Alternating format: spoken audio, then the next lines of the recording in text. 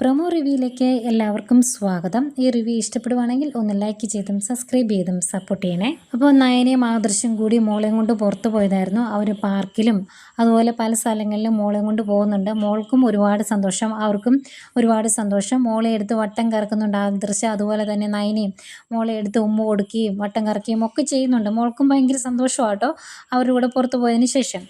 ഏതായാലും നയനയും ആദർശും പുറത്തു പോയതിന് ശേഷം ദേവയാനി നേരെ കനകയുടെയും ഗോവിന്ദൻ്റെ അടുത്തോട്ട് ചെല്ലുന്നുണ്ട്. അവിടെ ചെന്ന് ഇതിനെപ്പറ്റിയൊക്കെ സംസാരിക്കുമ്പോൾ ഗോവിന്ദൻ ചോദിക്കുന്നുണ്ട്, ആദർശ് ചെയ്തത് ശരിയാണ് എന്ന് നെഞ്ചു തൊട്ട് പറയാൻ പറ്റുമോ ആദർശിൻ്റെ അമ്മയ്ക്ക് എന്ന് ചോദിക്കുന്നുണ്ട്. അന്നേരം ദേവയാനി പറയുന്നുണ്ട്, ഏതായാലും വേറെ ആരേക്കാളും നല്ലൊരു ജീവിതമാണ് നയനമോള് നയിക്കുന്നത് എന്ന് അവൾക്ക് നന്നായിട്ട് അറിയാമെന്ന് പറയുമ്പം കനക പറയുന്നുണ്ട്, ദേവയാനി എത്രയൊക്കെ നല്ല ജീവിതമാണ് എന്ന് പറഞ്ഞാലും മറ്റൊരു പെണ്ണിൻ്റെ കുട്ടിയല്ലേ അവളെ അമ്മയെന്ന് വിളിക്കുന്നത് എന്ന് ചോദിക്കുന്നുണ്ട്. ഏതായാലും ഇതെല്ലാം കഴിഞ്ഞ് വീട്ടിലോട്ട് വരുന്ന ദേവയാനി ഈ കാര്യങ്ങളെല്ലാം നയനയോട് പറയുന്നുണ്ട്. അന്നേരം നയന പറയുന്നുണ്ട്, അമ്മ നമുക്ക് മാക്സിമം സത്യം പറയാതിരിക്കാൻ ശ്രമിക്കാം, വേറെ നിവൃത്തിയില്ലാതെ വരുവാണെങ്കിൽ മാത്രം നമുക്ക് പറയാം എന്ന് പറഞ്ഞ് ദേവയാനി ആശ്വസിപ്പിക്കുന്നുണ്ട് നയന. ഇതൊക്കെയാണ് പ്രമോ വിശേഷങ്ങളായിട്ട് കാണിച്ചത്.